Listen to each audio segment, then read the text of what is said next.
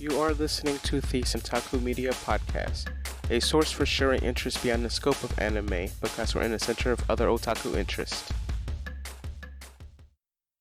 Hello, this is your host Sanjo of the Centaku Media Podcast. This is episode 24 of the Centaku Media Journal, and also known as Season 2, episode 12 rather, and it's also marks the season finale of Season 2, so that means after this episode, we'll be on break for a few months, and we're going to take that opportunity to improve the show for the next season, and also we can get some more stuff done as far as Centaku Media projects are concerned. So thank you so much for listening this far, and I know this season actually would have ended earlier if I hadn't taken that weird break months ago between episodes 4 and 5, so it was like a 2-month break, but I know I had to take care of some things, but then I ended up getting back on track.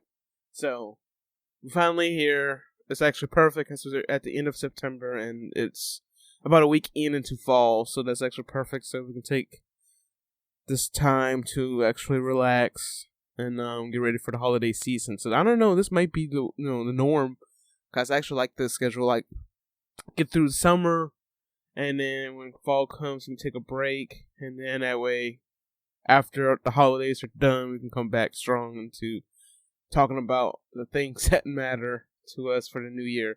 So anyway, for those that are listening for the first time, thank you. And this is the show where we talk about the latest news and events in the world of anime, gaming, and other otaku interests. So if that's something you enjoy, you are in the right place. Please follow along. If that's something you really enjoy, obviously, if you're listening to this, you have some kind of curiosity into it. So I appreciate the time to take to listen to this. And actually, speaking of listening to this, so if this is your very first episode of the Centaku Media Journal, so now that we're ending the second season, this is actually a perfect opportunity to announce something that's going to be going down on the Centaku Media Twitch channel. So if you are already following the Centaku Media channel on Twitch, now is a good time to do so. So it's twitch.tv/Centaku Media for those that haven't followed them yet, or you can also look in the show notes in the description for the link to the Twitch channel. And on Saturday, October 2nd, at around 10 a.m., we will be doing a replay of Season 2 of the Centaku Media Journal, although it's going to be throughout the month of October. So what we're going to do is, like, every Saturday in October from the 2nd until the 23rd, we're going to be playing 3 back-to-back episodes from Season 2 leading up to this episode you're listening to right now. So I figured this would be a good opportunity to introduce the podcast to new people, something I probably should have done months ago, but I wasn't sure how to execute it, so now here we are. And I think now this is an opportunity to do so. So I'm actually really excited to do this project. And if it goes well, I might actually do some live shows. But I might actually, do something with the older episodes as well. And actually, with that said, the first season of the Centaku Media Journal, at least part 1 of it, is actually on YouTube. So if you are wanting to listen to that, that's also an option. But I meant to upload the second half of Season 1 when I uploaded the first half of Season 2, but I guess with me getting behind in other life and other projects, I just hadn't gotten around to it. But hopefully that'll change before the end of the year. So before the end of the year, the first season will be up there if you prefer YouTube for whatever reason. But of course, if you want to listen to Season 1 after this episode, you can listen to it here on Anchor or whatever podcast platform you listen to this on. So that's also an option. But anyway, so yes, Twitch, October 2nd at 10 a.m. U.S. Eastern Time is when you'll be able to listen to all of Season 2, at least in parts. So basically, October 2nd is going to be episodes 1 through 3. October 9th is going to be episodes 4 through 6. Episodes 7 through 9 on the 16th of October, and 10 through 12 on October 23rd. So don't miss it, 10 a.m. And also, it's going to be a challenge for me because it's on a Saturday. That's normally my off day, but also it will be probably like several hours after I finish streaming. So, also, speaking of the Twitch channel, so if you haven't been on the Twitch channel, so we've been streaming Persona 5. So, Persona 5 is going to be our Thursday and Friday night deal. So, right now, we're still in the middle of it. We're like 23 parts deep into the game. And it still seems like there's a lot left to cover in the game, so we're having fun playing it. This is what we would call our Phantom Thieves weekend. So if you are curious about the game, be sure to check us out. And of course, actually, when you hear this episode, we won't be streaming it, as this is our post-month sabbatical from streaming, so that way we can bring you, try to bring some more content, and most importantly, just to take a break. So I'll be sure to drop by the Twitch channel on October 7th is when we'll start streaming Persona 5 again, picking up from where we left off. Also, this is also a good opportunity, speaking of socials, I need to start putting this in the show notes, but we also have a TikTok account. So just look up Centaku Media on TikTok, and there you are. So we got about a handful of clips on there, but I'm hoping to make use for it in the future with highlights from the stream. But also, for those that have been on the channel, you will notice that there's a VTuber that introduces and talks through the games as we play along through it. So, for those that haven't been paying too much attention, even if you are, but you'll be glad to know that VTuber's name is Nakaichi. So, Nakaichi was introduced back in June or July of this year, and there wasn't really much fanfare. I personally decided to say, hey, let's try out the Feroid. So I made Nakaichi using Feroid Studio, and I use V-Magic Mirror to actually bring Nakaichi to life. So I am actually the person behind Nakaichi, and Nakaichi sounds like, I'm technically I am Nakaichi's boss or manager.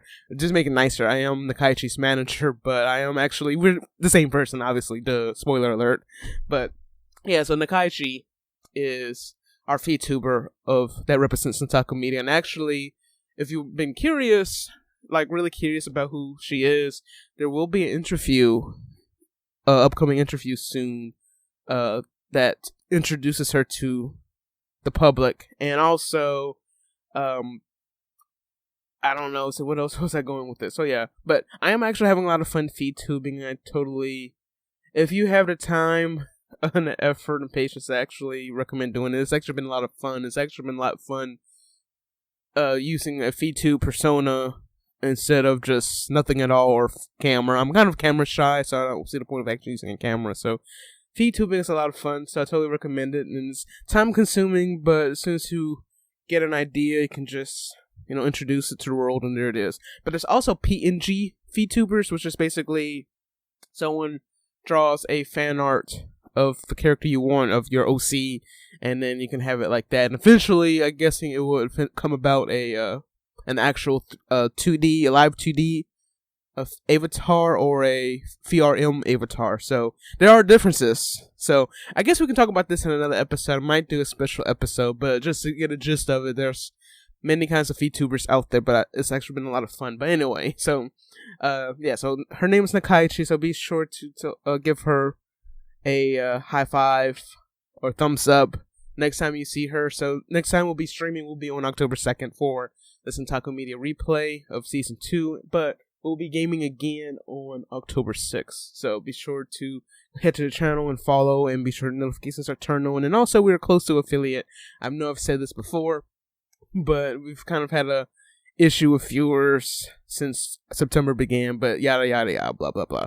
That's what Akari Strain, the Twitch episode's about. But anyway, so moving on, I don't think there's anything else left to talk about, although we didn't talk about a giveaway that was on the on Centaku Media as a whole, and we actually announced the winners a few days prior to recording this. So congratulations to Rob R for winning the $25 Netflix gift card. It has been he has been contacted and the code has been distributed. So another happy winner. So if you missed out or if you entered and didn't win, we will be doing another giveaway in the near future. I'm looking forward to it. I don't know what the prices will be, but we are going to be doing another one in the future. And also, since this is our season finale and it'll be a while before we get to talk like this again, other than the special episodes of the journal, rather the podcast in general, be sure to follow us on socials. We're on Twitter, Instagram, and Facebook. And also there's the YouTube channel, which is Centaku Chan.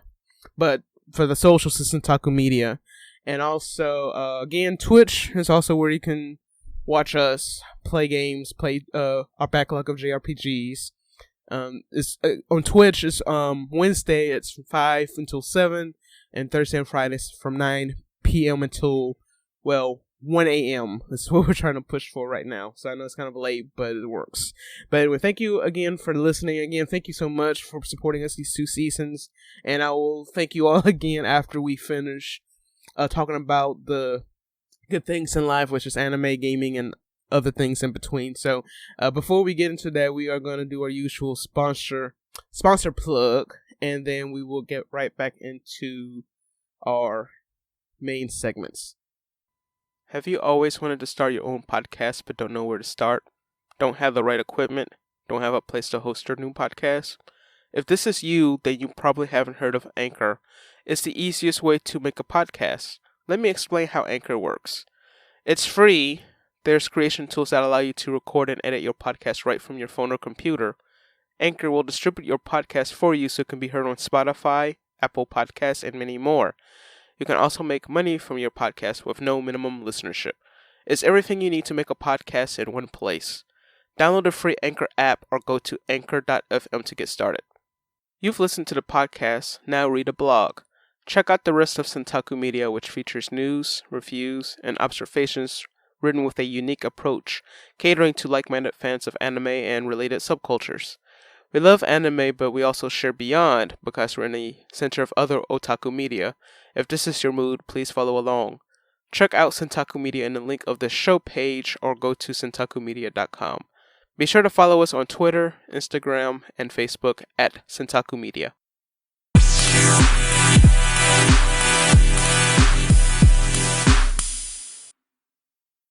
Welcome back to episode 24, the season finale of the Centaku Media Journal, of the second season, that is. And also, one thing I forgot to mention in this episode, at the intro and in the last episode, so I do want to give a shout out to Black Anime Podcasts. So, Black Anime Pods are on Instagram and Twitter as well, but they're basically a directory of podcasts, anime-related, and other things in between podcasts that are operated by Black creators such as myself. So I want to give a shout out to them for hosting us and featuring us, and also just be sure to check out the directory. Be sure that, like I said, they're on Instagram as Black Anime Pods and also have a Twitter account. But blackanimepodcast.com is the website you want to go to check out other anime-related podcasts created by Black creators as well. So thank you again for hosting us. And to kick off this episode, we're going to talk about anime news. So I try to pick the best news I can find. I know it's kind of a mixed bag right now, but I'm trying to be the first, I guess, as far as talking about news. And this is as the first as I'm going to get with this, but mostly it's going to be Gundam related. But of course, Gundam, it's not a bad thing, at least for me, but I know a lot of people don't really care for mecha, but if you don't enjoy that, I hope you enjoy the rest of what I'm going to talk about. But we're not going to talk about Gundam just yet. So this is actually an update to a big story from last year, and this was coming out of the first Anime Expo Light in 2020, since the physical one wasn't possible due to current circumstances, but this concerns the English dubcast for the highly anticipated anime The World Ends With You, which is the anime adaptation of the game by Square Enix. So the English dub was announced recently, and that Funimation said that we'll be streaming the English dub soon. Actually, I think it's out at this point. So be sure to check it out if you prefer English dubs and haven't watched it yet. But the cast, for those that are curious as to who they are, I'm gonna go. Let's see. I think we'll try to go over it as best we can. Try to abridge some of these announcements, but I'm gonna try to give everyone equal, verbal time. So the English cast for the World Ends With You animation includes Ben Belmaceda as Neku, and I hope I pronounced. Apologies in advance if I butchered these names. So next we got Morgan Lore as Shiki, Fanbar Jr. as Beat, Danny Chambers as Rhyme, Drew Breedlove as Futoshi, Brandon Potter as Hanekoma, Anthony DiMasio as Higashisawa, actually. Andrew Kishino as Kariya, Christopher Wickham as Kitaniji, actually, yeah, Kitaniji. Marisa Duran as Konishi, Brent Mukai as Minamimoto, and Jessica Peterson as Yashiro. And I'm personally, I haven't played World Ends With You. I'm told that it was really good, but that's something that I will play at some point in the future. But continuing with the other cast is Kyle Phillips. He'll be directing the English dub, and Jamal Robertson is the ADR engineer, along with Alyssa Dumas as the assistant engineer. Jessica Sully's is writing the English script, James Baker is prepping the script, and Bonnie Clinkenbeard is supervising, along with Gino Palencia with the mix engineer for the English dub. And so there you go. If you haven't watched World Ends With You, you got the English dub available on Funimation's streaming service. So be sure to go check it out. I'll check it out in due time. And actually, I'm kind of erring on the side of caution of anime adaptations of certain games, unless it's a game I'm like not sure about. So like Persona is an example. And actually, that's what we're going to be talking about most of this episode. So come gaming news, I got a lot of bit to talk about Persona and what I think of it so far. So I guess you can expect this as a 5-minute review of Persona 5 so far. But so anyway, yeah, the World Ends With You. I'll probably I might just watch the anime instead of having to play the game for now. But the most, well, not really recent. I actually rewatched it not too long ago with a friend. It was the Danganronpa, the animation. I actually watched that years back. I think in 2013 when it was made available on Hulu. Because it was some of our members of our anime club, Scenic City Anime and More. We gathered around and actually watched all of Danganronpa in one day, and it was it was really fun experience. Not just the anime itself was really messed up, but I really enjoyed it. And then I remember that come this past Christmas, because I was talking to my friend about it, and she's been going through these down this rabbit hole of weird anime titles, and most recently it was the anime Devilman Crybaby was the anime, and I was saying, well, if you like this, maybe you should give this a try. And also, unknown to her, the main character is voiced by Bryce Papenbrook, which voices almost every character you can think of. So it's actually funny because it's actually some TikToks where basically it's like, oh, I'm watching an English of an anime, and here comes Bryce Papenbrook. I'm like, why? No, okay, he's really good he's really talented. He's really talented voice actor. Also, I guess I don't know what studio it is. I think it's New York Post Studio AM. I don't know. Yeah, I forget what the studio is. I want to say Bang Zoom. I think it's like something. I don't know. I'm kind of out of the loop with like voice actor studios in the U.S. But Bryce Papenbrook, if you hear his voice, chances are you also hear Keith Silverstein, which is kind of what I've commented on during my Twitch streams of Genshin Impact and Persona 5. So I'm like, okay, so if he's here, then chances are he's there too. Or she, Christina Fee, too, as well. But, so yes, I'm trying to steer clear of Persona 5 the animation because I want my friend to check it out. But she probably won't have patience for the game, but I want to have her at least watch the anime. But I'm like, I'm going to wait because I want to at least finish the game first in case there's any changes to it and I could talk to her about it. Like, oh no, this happened, that happened.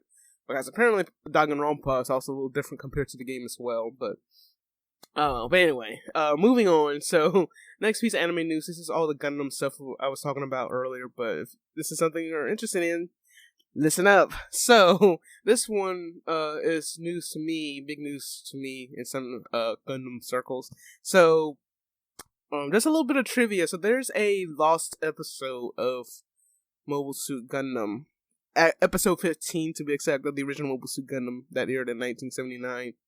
And that is called Kakuru Stone Island. So, why is this a lost episode? So, when the episode aired, a lot of people were like questioning it because at the time it was kind of rushed. The episode's rushed and the quality of it, you can tell the quality wasn't that great. And so, up to this day, Yoshiyuki Tomino, the founder of Gundam, the father of Gundam, he said, yeah, we're not showing this again because this is embarrassing. The plot itself, for those that haven't watched the episode, the White Base crew is flying over, I guess, a desert, and one of the cooks on the White Base, he says, hey, we need salt. So they go look for salt, and I think they find a lake, and the people, I forget who actually goes there. I'm pretty sure Amuro's involved at some point. I mean, it's involved in almost everything. They go try to extract the salt from said lake, and then they find these boys, I guess these kids. I think they were kids, if I remember correctly, or a girl. I don't remember. It's been a while. I actually watched the episode on. I obtained the episode from alternate source. So, I think there's some boys and a girl at some point involved, kind of like Kika Cats and Let's, the orphans that are on White Base already. And then the guy in question he goes by Kakuru's Don. So, he basically, I guess he was the first person that found that island, so-called island, and now he's the sole inhabitant of it. But what he is actually a excommunicated Sion pilot. So he basically said, screw y'all, I'm going on my own. So he doesn't want to have any doesn't want to be involved. He doesn't want any business with Sion ever again, nor the Federation Force. So that's kind of the gist of it. But that whole episode, it's like 20-25 minutes long. So the thing is that they're making a film adaptation of it, which is helmed by Yoshisaku Kazuhiko, who is the original, he was the character director of, the manga creator and animator. So he's actually directing the film. And it's going to open in 2022, and he revealed back in June that he was working on an unannounced anime film. So I'm wondering, what could it be? Because we finally got Hathaway's Flash, and we've been asking for this for years, although it wouldn't hurt to have a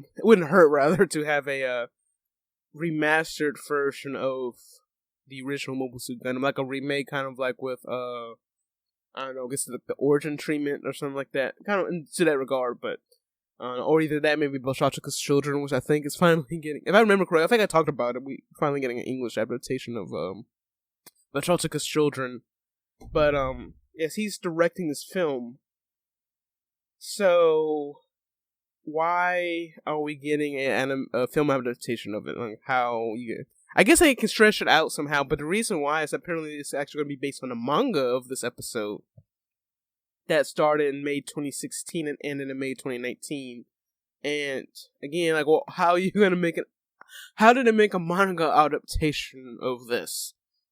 Apparently they did, but apparently it's the manga has 5 volumes of it. So I'm guessing with the manga, that's going to pace it from that.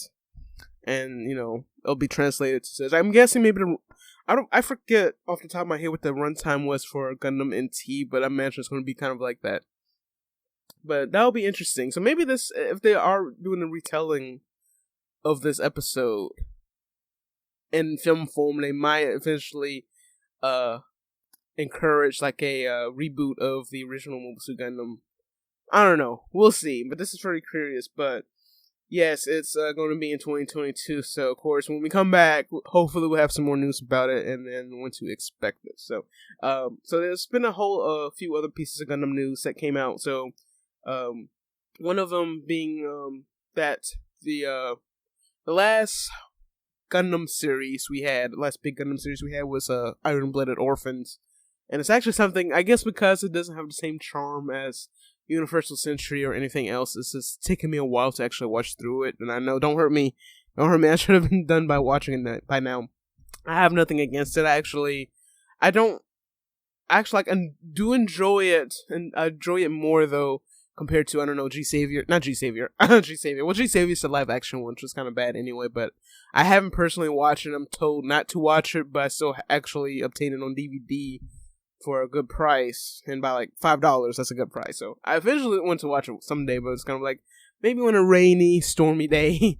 But not G-Savior, but whatever Age, Gundam Age. That was someone I was thinking about, Gundam Age. I tried giving Gundam Age a chance. I was like, no, and then I was just like, no. But yes, Iron-Blooded Orphans is getting a compilation film, compilation TV series. How is it? Oh yeah, compilation TV special. So it's kind of, I'm guessing from what it's gonna go on, it's kind of like, well, an abridged version of the TV series, which I think it had 2 seasons, but also it's kind of like Miller's Report, the 018 Miller's Report. But I think it was like a 3-part OVA series because the series itself was short. But I think this is kind of basically what that is. It's basically an abridged version, removing all the filler and actually just getting to the point, which is kind of a thing happening with Gundam as a whole anyway, with the origin manga, that is, but not the TV show. So that's what it feels like. That's what they're doing with this. And I guess, oh yeah, Unicorn does. So yeah, kind of like that. Then the next story, Gundam related, that's actually going to be a new Gundam series. I'm guessing it's going to be a different timeline. It's a new complete Gundam series, and this is the first Gundam series in several years since Iron-Blooded Orphans, which is called The Witch from Mercury. And the series is slated to premiere in 2022, but that's all the information we have so far, other than just the tentative title logo that's on a white background, kind of like the Final Fantasy logos, but that's all we got. So yeah, so those are the other Gundam news we have, and one more story we have to close out the, I know, rather short anime segment, is that the Blu-ray, I don't think they're even going to do DVDs anymore, unless it's probably the right stuff is going to do something with it, or Nozomi releasing it here in the US on DVD. But the Blu-ray of Gundam Hathaway has been revealed. The details of it's been revealed, rather, and that's going to include it's going to be on DVD, but it's also going to be on 4K UHD format as well, which I don't know if people even use that. But the bonus content will feature special footage from the fan gatherings, audio commentary from the cast, and the sleeve is signed by Pablo Ushida. And the Blu-ray edition prices will start from 5,000 yen, or roughly about $45-50, depending on inflation. So that's actually not bad. I think that's for the standard edition, though, because yeah, that has to be for the standard edition. So as I keep reading, it says that the standard will include a special 16-page booklet, as well as the aforementioned art sleeve, which you can check out on Silicona's article, which will be in the show notes on the website. It will also pack a 2-part audio commentary track featuring Kensho Ono, the voice of Hathaway, Reina Ueda, who voices Chi-Chi, Junichi Suabe, who voices Ken of Slig, Soma Saito as Lane Aim, and Sunrise producer Naohiro Ogata. Additionally, all non-UHD Blu-ray versions will feature optional subtitles, and the language will include Japanese, English, French, Korean, Thai, and simplified, and Mandarin Chinese. So, languages. Korean. So yeah, Gundam's getting up there. That's not every day you notice that there's a Korean option for subtitles. So it's actually kind of cool that Korea's getting more open about anime. Especially they're kind of big on Final Fantasy 14 right now. But again, that'll be another story. I can geek out about that. But yeah, I'm gonna stick to this. So in addition to the above content, the special edition Gundam Hathaway Blu-ray will feature a CD of the film's original soundtrack, produced by Hiroyuki Sawano. A bonus disc will include footage of the fan gatherings hosted on March 24th, 2020, and a bonus disc features the stage event at the Gunpla Expo 2020 from November 12th, 2020. And also the Gundam Unicorn Suite live performance by Hiroyuki Sawano and Project Emu rounds out the disc, with the special edition costing a whopping $90 or 9,900 yen. Of course, that's kind of expected. So, get your wallets ready for getting that into your collection. And it's also going to launch on November 26, 2021, so it'll be a great Christmas gift. And also, it's on Netflix, so if you want to check it out right now, you can. So, it is really good. And also, be sure to check out episode 18 of the podcast, where I actually give it a 5-minute review. So, there you go. So, that's it for anime news, and we also got quite a bit of gaming news, and of course one of them is going to be about Persona, so get ready as I talk my mouth off about Persona and what I think of it so far. So we're going to transition to that, and to kick it off, let's talk about the big announcement from the most recent Nintendo Direct. And of course we're going to talk about, I don't have any room to talk about that. That's up for y'all's personal debate. But of course, the biggest news was the cast of the animated Mario movie. But of course, like I said, that's going to be another time. Because I know there's a lot of backlash surrounding that. But again, something another time we'll talk about. But no, the biggest news, though, is the expansion of Nintendo Switches, or rather, Nintendo Switch Online, yeah. Nintendo Switch Online is expanding their service with a new subscription tier. And there has to be a reason for that, right? Yep. There is a very good reason. So, for those that are out of the loops, if you pay for the Nintendo Online subscription, you also get access to NES and SNES titles, which includes, a lot of the staples that were released back for those consoles back in the day. Even like the first Zelda game and all that. So, now, I think they pretty much covered all the NES and SNES titles. So, what's next? So, if you go in a chronological order from when all the home Nintendo consoles were released, after the SNES, guess what system was released next? Yep, the Nintendo 64, which is the upcoming addition to the Nintendo Online subscription service, or rather, whatever the other tier is. So that's actually really exciting. I was like, yes! Finally! So that means we get to play Ocarina of Time again, and the new generation can play it as well. So that's a win, a huge win for everyone. And, of course, eventually Pokemon Snap is going to be on there. It's not going to be on launch, but pretty much like almost every game you can think of, I guess the essential Nintendo 64 games are going to be on there at launch, but of course more will be coming soon. I hope Pokemon Stadium will be on there at some point. It has to be, y'all. Come on. Pokemon Stadium. But also, what's also surprising, and considering how long and how bad Nintendo was dissed for this back in the 90s, Sega Genesis titles are going to be on there as well. So I was like, holy cow, holy crap, whatever entity you want to use. Like, oh my gosh. That was a shock, because, in the 90s, then Sega had the smear campaign against Nintendo during the SNES era. Like, they would say, Sega does what Nintendo don't. Yeah. That's how bad it was back then. I mean, it's iconic now, but, like, it's kind of, surprising considering how, controversial that was back in the day. But, like, okay, come on. So it's actually exciting that we get to play the Genesis games as well. Although, back in the day, not back in the day, but rather maybe a few years ago at least, they actually released a Sega Genesis Mini, and it's got like mixed reviews, mostly good, but like not perfect. But we actually get a proper emulation for it, although it's going to be for a monthly fee. But you get to play it on the go when you Switch, yo. Come on, that's a good deal. So again, the essentials are going to be like part of the the selection on launch. Let me see. I'm actually paraphrasing this as I go along because it's how exciting for it. I usually do have some notes with me, but I'm like, so excited to actually see this happen. So the expansion service is called the Nintendo Switch Online Plus Expansion Pack, which will have access to these libraries, and it'll be in late October that the service will launch. And of course, along with that, they're going to be releasing gamepads, controllers for each of these systems as well. So we'll be getting the Nintendo 64 controller and a Genesis controller as well, and each will cost $49.99. But they'll be available for sale at a later date.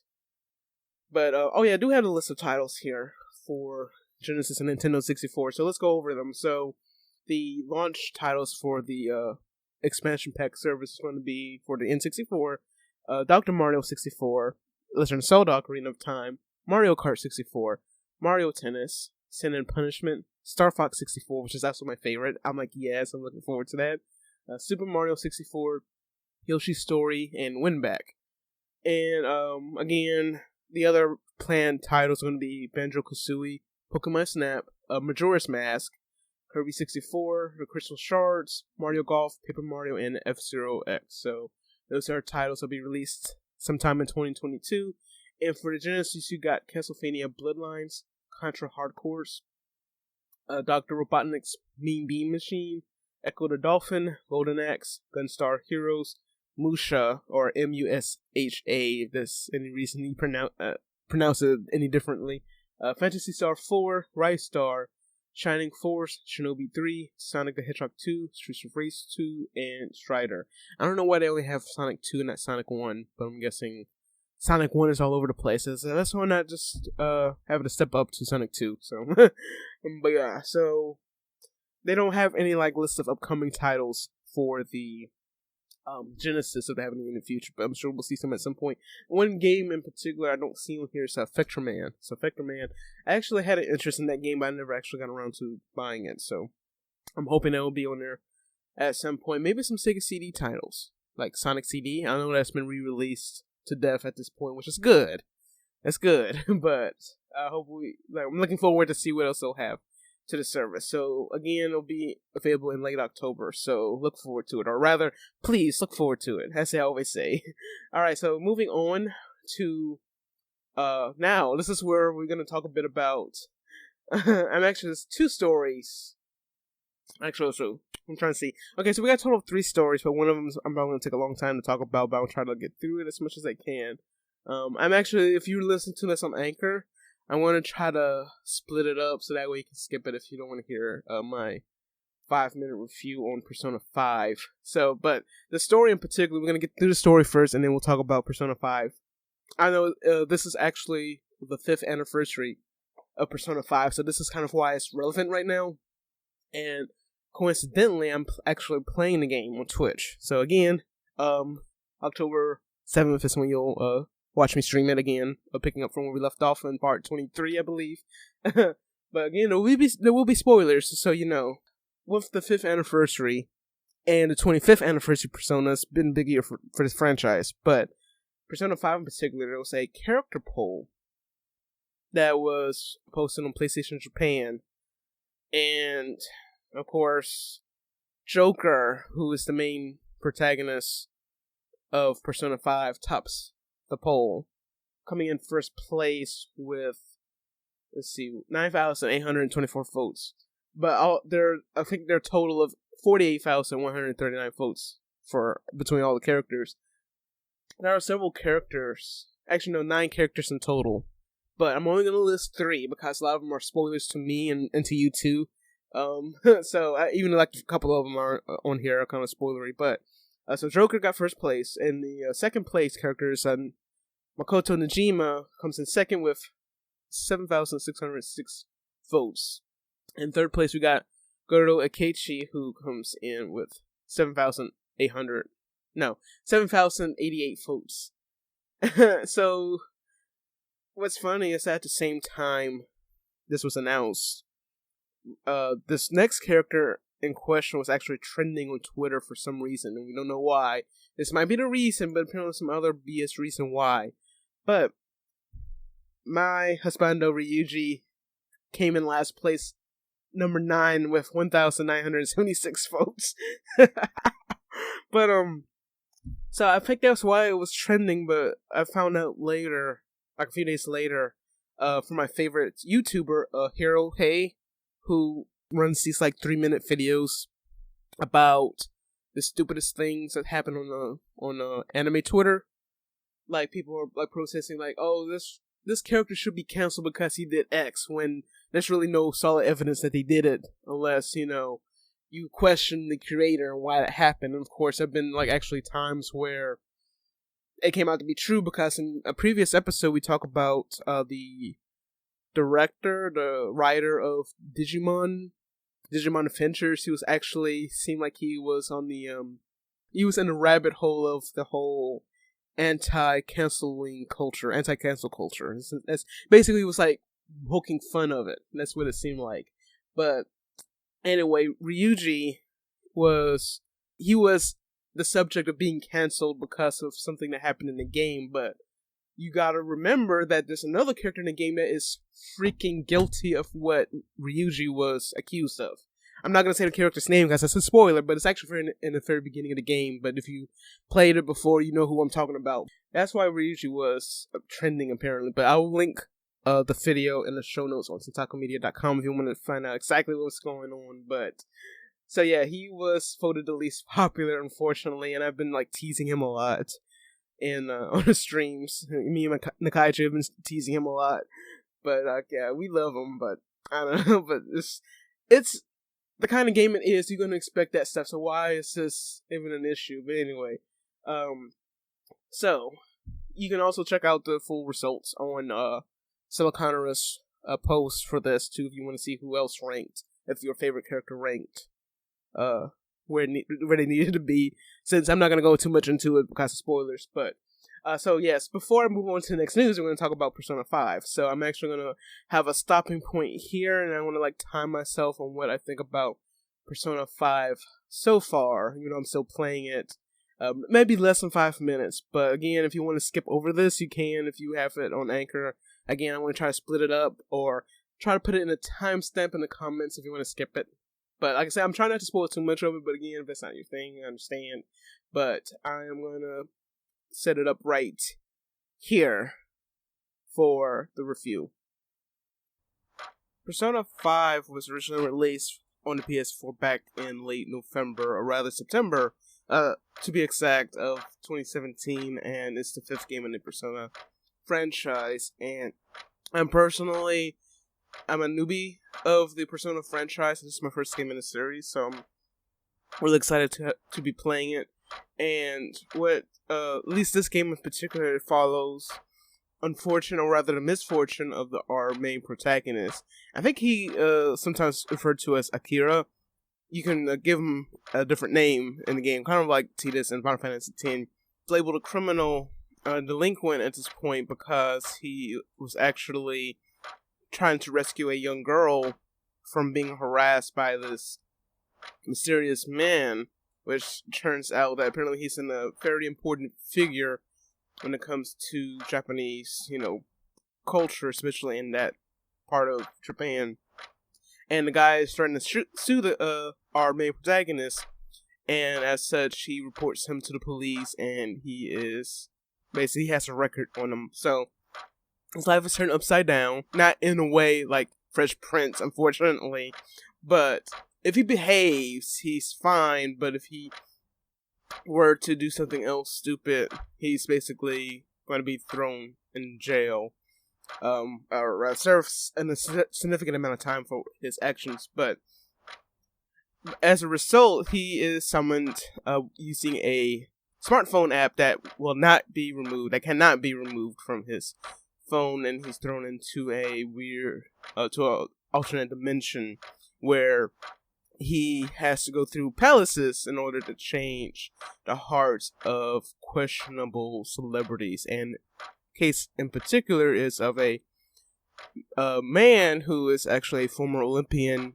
volleyball champion, who apparently is not the greatest person as people say that he is. But that is Persona 5 in a nutshell. So this is actually basically continues. This is a theme, rather, that goes through the whole game. And just to give you a rundown of what to expect, this actually has really good music, especially if you're a fan of smooth jazz. I really like the music. It might be out of place, but it grows on you. And of course, it's well, it's an Atlas game, but it's published by Sega. But Sega historically they've had some really good games with some catchy titles, so catchy tunes rather. So I totally, if that's your thing, I would go for that. But the gameplay is an RPG slash social life sim.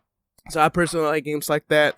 I don't know why it took me so long to actually play this, but that's my jam. But also the RPG. It's a little different from Final Fantasy games.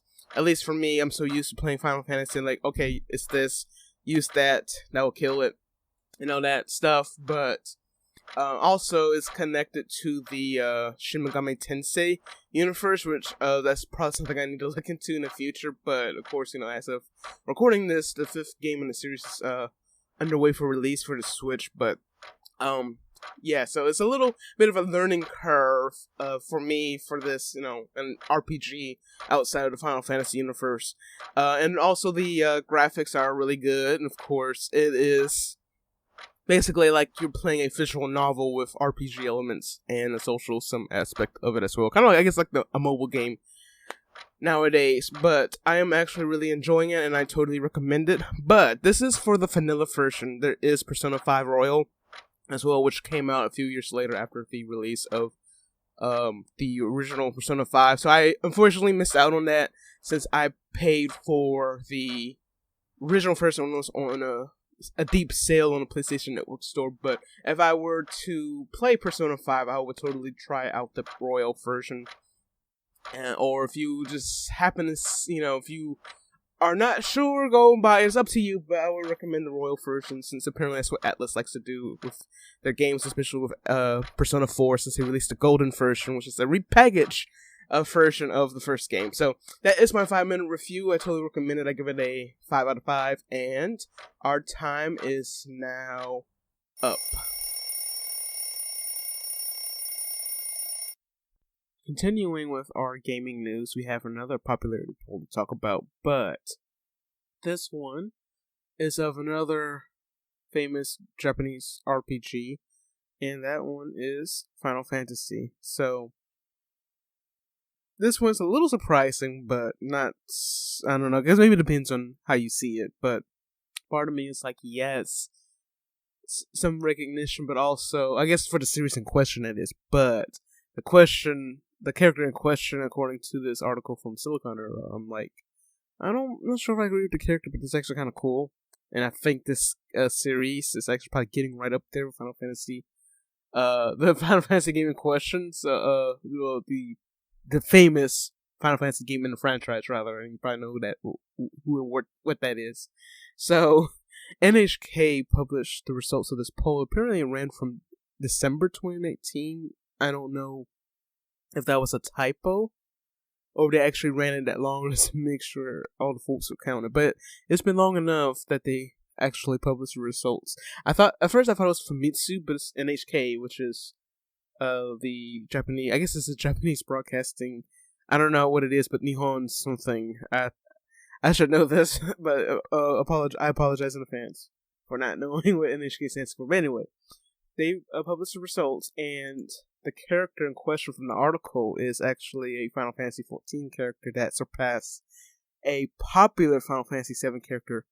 And they're both villains, just to give you a hint. So, I'm actually going to go down the list of characters. So, there were a total of 468,654 votes. And the poll results, here's the top 25 character rankings, and I'm going to go down with them to explain exactly what's so surprising about it. So, we got, of course, Cloud Strife, which, again, not surprised, but this is not what we're talking about. We're talking about villains now. But, so Yuna came in second place, which I'm like, yay. So, of course, she's from Final Fantasy X, so that's exactly my go-to series. Of course, we have Aerith from 7 in 3rd place, Fifi from 9, Zidane also from 9 in 5th place, and the character in question, that was a surprise, is Emmett Silk from Final Fantasy XIV. So he's the latest villain in the series, but I'm not going to spoil it exactly what his role is, but considering, I'm like, that's actually pretty cool that he's above the character that I'm actually going to talk about soon. So, of course, at 7th place, we got Tidus from 10 as well. Lightning from 13. Tifa from 7. Sackfair from 7. Sephiroth and Harchifan Greystone, who's also from 14. Yeah, that's how I'm surprised he's actually on there, but there's actually a lot of reasons why he's on there. I can see why, but we'll talk about that later. We got Noctis from 15 in 13th place. We got Squall from 8 in 14th place, and we got My Husbando Oren from 10 in 15th place. 16, we got Gilgamesh from 5, Terra from 6, Kane from 4, Celis from 6. I had to count my Roman numerals there. So, Celis from 6, Crystal X Arc from 14, Locke from 6. No, 7. Okay, hold on. Celis is from 6. Locke's from 6. Okay, I had to count. And then we got Vincent from 7, Edgar from 6, Shintoto from 11, and Bart's from 5 in the order. I kind of dished the numbering order, but if you've been following along, those are the characters in that order from most popular to least popular from the top 25. But so the character in question was Sephiroth. So Sephiroth ranked lower compared out of the characters we had, Sephiroth. I think he's like the second character on the list as a villain in the top 10, or at least top 15. But yeah, that was a surprise that Emmett Soka would be higher than Sephiroth. So I'm like, And considering how popular 7 is, it's like, wow. But of course, Cloud still gets top billing, so. But of course, also I'm biased. Orin is still up there in the top 25, so yay. I think that's fair to, it should be higher, but whatever. But they also ranked the popular games in the series, and 10, 7, and 6 were, in that order, were the top games. And the bosses and summons were Knights of the Round from 7, Kefka from 6, and Hades from 14 for the top 3. And of course, for music, we got To Sanarkin, which is a good answer. Battle on the Big Bridge and Eyes on Me. So those are the results of those polls. And of course, I don't think. So will there ever be a time where a character will surpass Cloud? I don't think so. Unless maybe Y'shtola. I'm actually surprised Y'shtola isn't on the list, because she's actually kind of popular right now. But we got the Crystal X Arc too. I'm like, But again, I'm not going to go into any 14 details, because this is, that's my game right now, and then we're about to find out some more details when Endwalker comes out in November, so I'm like, But also, speaking of 14, so just to plug this out there is a special episode of the Centaku Media podcast that was released about, a month or two ago, that's all about Final Fantasy 14, so be sure to give that episode a listen if you're curious about it and what I think of it. And also, as a former 11 player, I give my take on why 14 is such a much more better game. So be sure to check that out. Moving on, our last story here is actually something I forgot to talk about in the previous episode, but it's actually, since this is the season finale of the podcast, of the journal, rather, I think this would be a good opportunity to talk about it. So, Tokyo Game Show. So that's actually coming up very soon. So, for Tokyo Game Show, Siliconera has the stream schedule up for when the events start, especially if it's a particular publisher you're curious in, you can catch their live streams, especially like Square Enix. I know it's going to be the big one, because they, for the last few years, it just seems to me like their E3 presentations have kind of meh. And of course, last year was one of this past year. E3 was one of the most recent examples with the whole Final Fantasy Origin, the news. So hopefully we'll find out some more details. This year's Tokyo Game Show runs from September 30th to October 3rd, which is, now that I think about it, I think this is the latest that they've had it. Siliconera has the full list of stream times for each of the publishers. Best place to check out the time conversion is to find out what happens in your time zone is time.is. Time is basically, but it's a really cool website. It just shows you the time takes up most of the screen, but it's actually a very smooth website, but it's very cool too. So I recommend using that website. That website will be in the show notes as well for those that want to find another time conversion service. So that's that website. So that's it for Tokyo Game Show. But also I will say this though. So last year we had a special episode of the Centaku Media podcast all about the Tokyo Game Show, since I knew after learning from my mistakes of talking about Anime Expo Light that took over a little over an hour and a half, I just said, you know what, I'm going to make a special episode just for this. I think I'll be, comfortable where I could talk freely about the Tokyo Game Show, and it actually worked very well. But this one... Yes, this is going to be a special episode, so it'll be a bonus episode of the Centaku Media Journal, or maybe the podcast. But normally the podcast special episodes, I try to get them out at the last Wednesday of the month, if I have any episodes planned.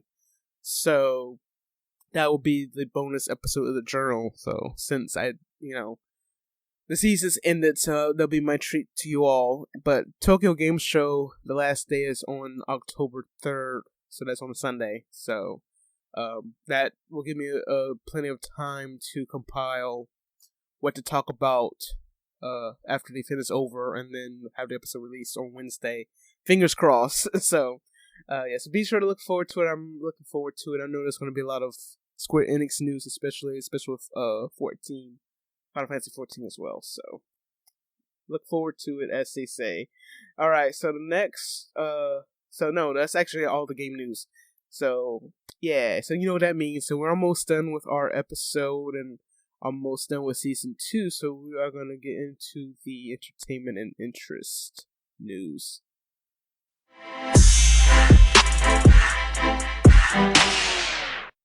Alright, so our first entry of the entertainment and news segment is actually something to look forward to if you're a hardcore Yu-Gi-Oh fan. So, apparently, in commemoration of the 25th anniversary of the Yu-Gi-Oh manga, they are releasing what they call an Ultimate Kaiba Set, which is to cost around 33,000 yen, or roughly $300, depending on what the stock market looks like. So if you're a hardcore fan, that's definitely something you want to look into. It's basically what it is a briefcase that belongs to Seto Kaiba. Apparently is, I don't pay attention to it, but now I realize, he does carry around a big briefcase. But I guess there's a reason why. But anyway, so apparently you get his briefcase, but also his entire card deck with the original edition artwork. And it also includes 3 copies of the Blue Eyes White Dragon and 3 new cards which previously only existed in the manga and anime. Ooh. So, the full contents, you get the Blue Eyes White Dragon, which is a secret rare, framed in a display case, and the case has a original work 25th anniversary logo, and you also got Kaiba's deck, which consists of 58 cards plus 3 new cards, which are all ultra rare. And then you have the briefcase that can hold approximately a whopping 7,000 cards. Wow, I'm surprised it actually doesn't cost more if it's going to hold that many. The lid comes with a belt that can hold 2 game mats. Wow. There's 3 new cards as well. The same 3 cards. They appeared in the manga, and they're finally getting an official card version. And they are Attack Guidance Armor, Life Shaver, and Magical Trick Mirror cards. And so, if you are curious, if you happen to live in Japan or know someone or a way to get a hold of one of these briefcases, pre-orders are now open. They open on September 21st and conclude on October 31st. And the item is expected to ship in April of 2022. So, if you or someone in your life is a Yu-Gi-Oh fan, be sure to grab one as soon as you can before October 31st. Alright, next we got another interesting story, which is why I put these in the interest section.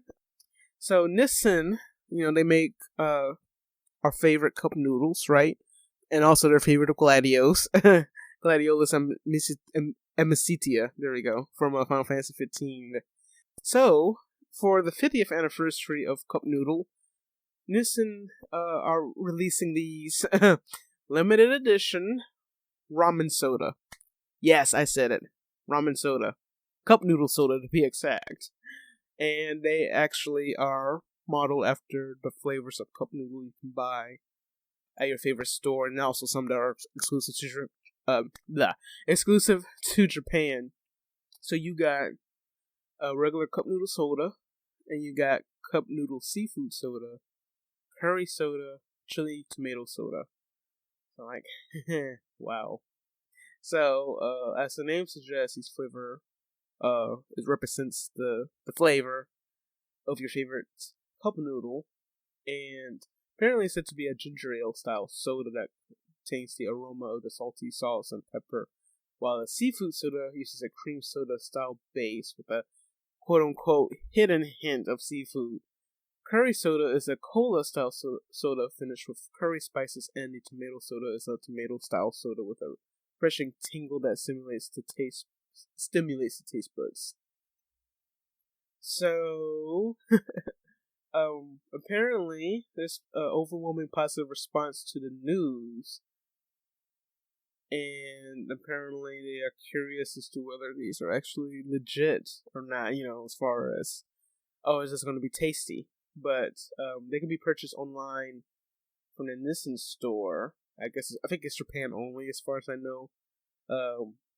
But apparently they're going to be, like I said, I think their pre-orders up for this now.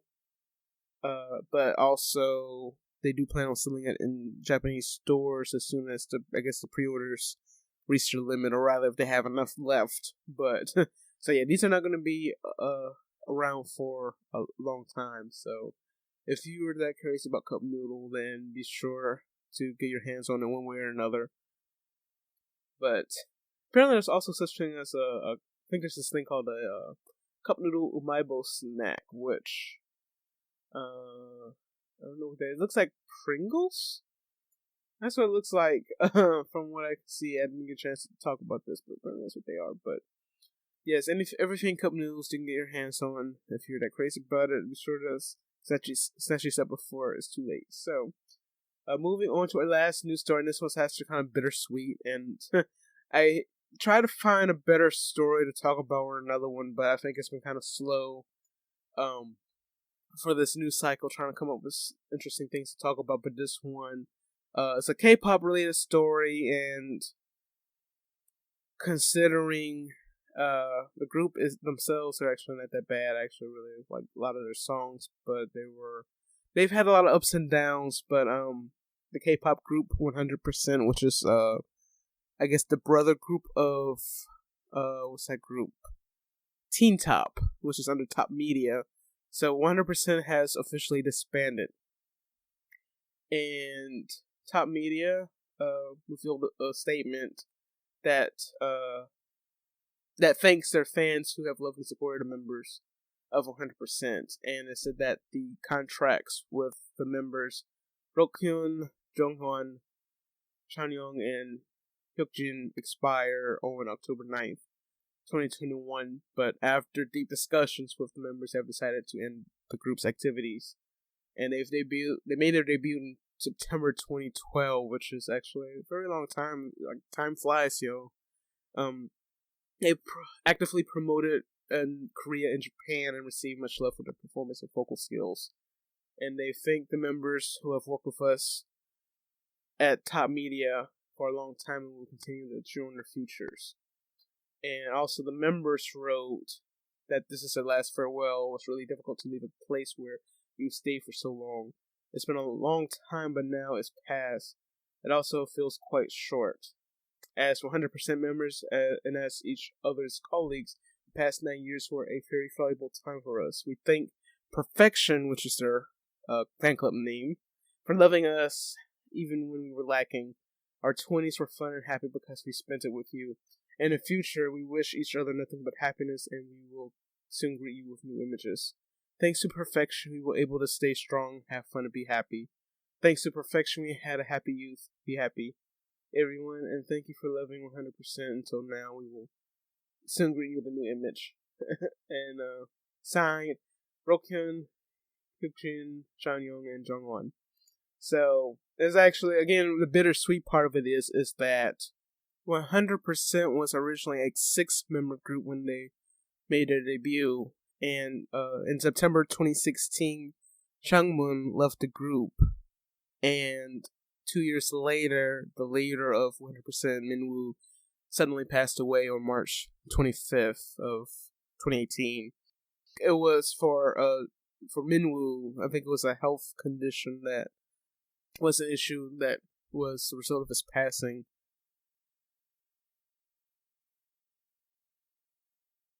That is it for the Centaku Media Journal Season 2 and Episode 24.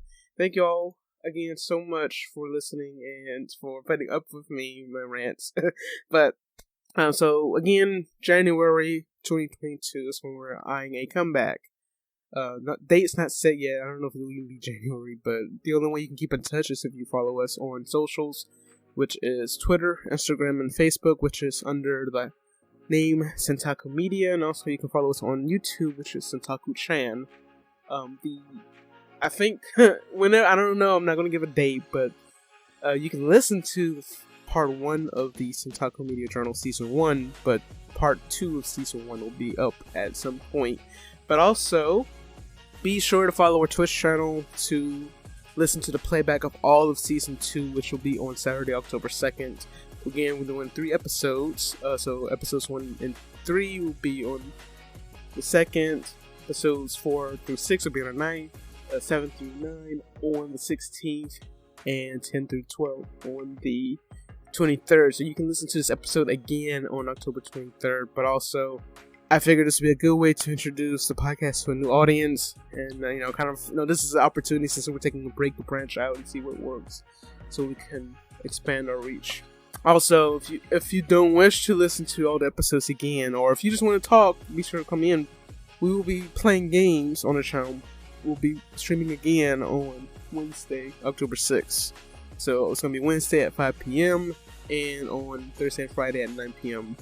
But Thursdays and Fridays, don't miss our Phantom Thieves weekend with Persona 5. So, also, I feel like there's something else I'm missing, but I'm sure there is. But again, shout out to everyone that has supported Centaku Media this past year. And also thank you again to Black Anime Podcast for listing us in the directory. And I think that's it, but that's a wrap. So thank you again for watching, and until next time, see you next year.